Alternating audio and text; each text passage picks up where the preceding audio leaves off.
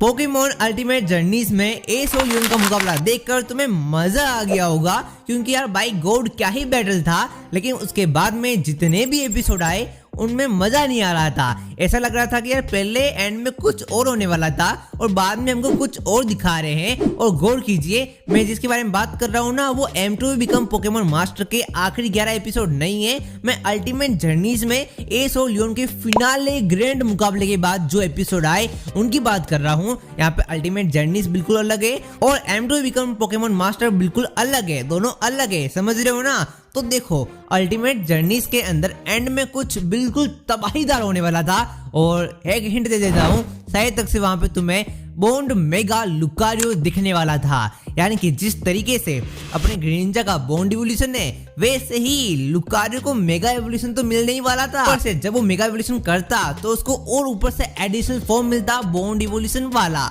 तो भाई वो काफी गजब होने वाला था। अब तुम लोग बोलोगे अचानक से लुकारियो कहाँ से आ गया, एंड में तो कुछ और ही दिखाया गया था। तो एक एक करके बात करता हूँ। तो इसके लिए तुम्हें समझना होगा अल्टीमेट जर्नीज का एक प्लॉट।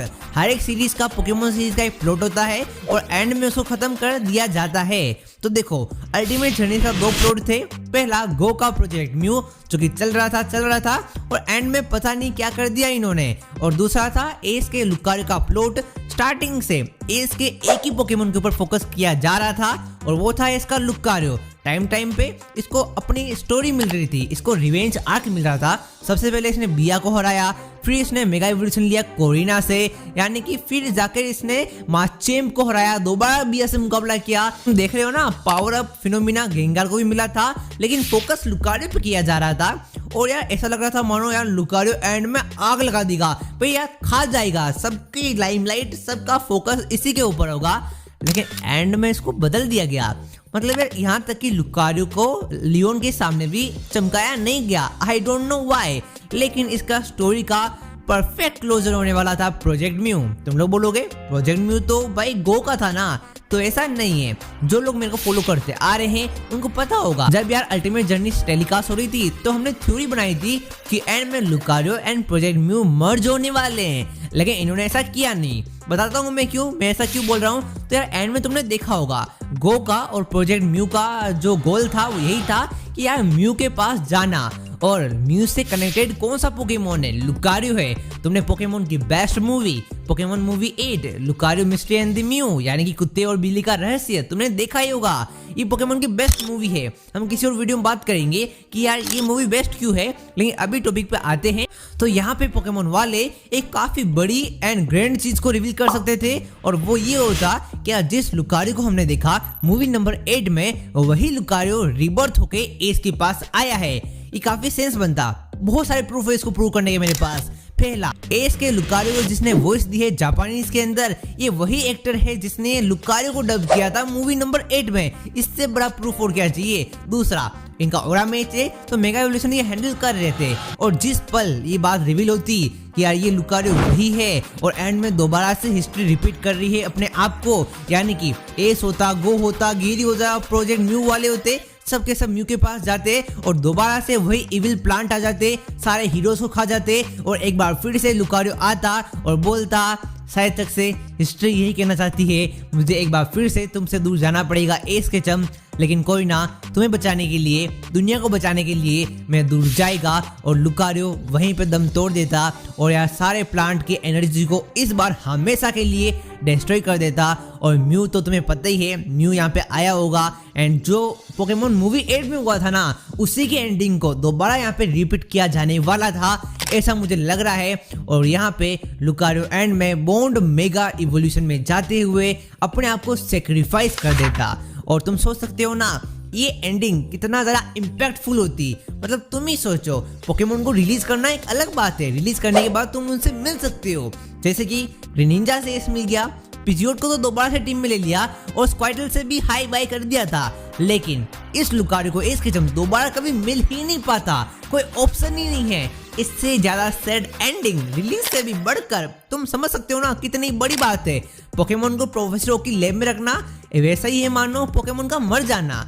यहाँ पे उनको कोई याद नहीं करता, सबको पता है वो आ जाएगा। लेकिन अगर लुकारियो अपने आप को सेक्रीफाइस कर देता वो तो मर जाता, लेकिन उसका कैरेक्टर, उसका जो आर्क है ना, वो यार ऑडियंस के बीच में अमर हो जाता जिंदगी भर। मतलब यार जो कोई भी पोकेमोन फैंस आते आने वाले समय में वो यही बोलते, पोकेमोन हो तो एस के लुकारियो जैसा। मतलब एस के लुकारियो को सालों साल याद किया जाता। तुम सोच सकते हो ना भाई, ग्रीन निंजा सिर्फ ज़ाइग्रेट की मदद करने के लिए, केलोस की रक्षा करने के लिए एस किस्म से दूर गया तो उसकी इतनी तारीफ होती है। अगर एस का लुकारियो अपने आप को सेक्रीफाइस ही कर देता, अपने आप को मार ही देता, तो भाई उसका जो ओरा है ना, उसका जो रोल है, उसका जो रुतबा है वो कितना ज़्यादा बढ़ जाता। भाई यार ये इसके सारे पोकेमोन पे टॉप पे चला जाता, सारे पोकेमोन फैंस का फेवरेट यही बन जाता। कोई भी इसको गालियां ना देता, कोई भी इसको मुन्ना बोलता, ये तो नल्ला पोकेमोन है, सब इसको दिल से रेस्पेक्ट करते, मतलब सैल्यूट करते खड़े होकर कि भाई तुमने बचा लिया, तूने पूरी दुनिया को बचा लिया, तू है रक्षक, तू है बाहुबली पोकेमोन यूनिवर्स का। इसका एक ऐसा कैरेक्टर बन जाता, इसका एक ऐसी लेगेसी बन जाती। भाई यार एस भले जितने पोकेमोन पकड़ ले, चाइजार्ड हो, ग्रीनिंजा हो, वो अच्छे हैं, लेकिन जो लुकारियो ने किया वो कोई कर नहीं सकता। आगे आने वाले समय में जब एस किस्म कमबैक करता, वो पोकेमोन टीम बना लेता, फिर भी लोग यही बोलते भाई यार वो बात नहीं है जो लुकारियो में बात थी। वो लुकारियो के कैरेक्टर को इतना ज्यादा बड़ा कर सकते थे, लेकिन किया क्या उन्होंने? कुछ नहीं भाई यार, कुछ भी नहीं किया। उसको हमने आखिरी बार देखा था बस लियोन के पास में, लियोन से मुकाबला किया, हार गया, बात खत्म। अरे कैरेक्टर का, एक इंपॉर्टेंट पोकेमोन का क्लोजर होता है, तुमने लुकारियो क्लोजर दिया नहीं, तो दैट्स व्हाई मुझे लग रहा है कि इन्होंने एंडिंग को बदला है। तो इसलिए मुझे लग रहा है कि इन्होंने एंडिंग को बदला है और असल में कुछ अलग होने वाला था। तुम देखो ना, एस के हर एक पोकेमोन के कैरेक्टर को एक क्लोजर, एक एंड मिला है। फॉर एग्जाम्पल इन्फर्नेप को ले लो भाई, उसका रिवेंज पूरा करके उसके कैरेक्टर आर्क को पूरा किया गया। चाइजार्ड को ले लो, उसको बनना था सबसे बेहतरीन जो चाइस्पैक वैली में गया और सबसे पावरफुल बनकर आया और आकर आर्टिकुनो को हरा दिया। तुम ग्रीन निंजा को ले लो भाई, केलोस की रक्षा करने गया और उसने लुकारियो को ट्रेनिंग देने के लिए दोबारा आया और वो ट्रेनिंग काम भी कर गई जब उसने सिंथिया के गार्चोम से मुकाबला किया। देख सकते हो ना, हर एक पोकेमोन का एक एंड है। पिकाचू को ले लो, देख लो यार, जो पोकेमोन स्टार्टिंग में वीक था उसने ही इसको वर्ल्ड चैंपियन बनाया। तुम कौन से भी पोकेमोन का नाम ले लो, हर एक के कैरेक्टर को एंड दिया गया, वो भी इनफैक्ट उस रीजन के सबसे पावरफुल पोकेमोन को तो एंड मिला ही मिला है, लेकिन यहाँ पे लुकारियो को एंड दिया नहीं गया।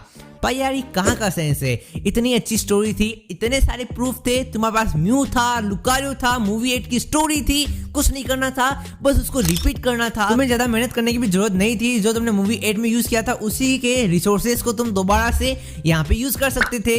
लेकिन नहीं, गोल्डन से भी ज्यादा सुपर डुपर ऑसम अपॉर्चुनिटी को इन्होंने मिस कर दिया। तुम ही सोचो, ये कैरेक्टर एंड ज्यादा अच्छा है या फिर यार किसी नल्ले से पोकेमोन ड्रैगोपुल्ट जैसे, जिसको हमने पहली बार स्क्रीन पर देखा, उससे हारने से अच्छा तो यही है कि यार अपने आप को सेक्रीफाइस करके अपने कैरेक्टर को सदा सदा के लिए सेंचुरीज तक अमर कर दिया जाए। मुझे तो ये लगता है कि ये एंड लुकारियो का ज्यादा अच्छा है, या फिर जो हमको टीवी पे दिखाया या फिर जो हमने देखा अल्टीमेट जर्नीज में वो अच्छा है। और तुम बताओ, अगर तुम पोकेमोन वालों की जगह होते तो तुम मेरी स्टोरी को लेते या फिर जो उन्होंने दिखाया वो लेते? बताओ जरा। तब तक के लिए बाय।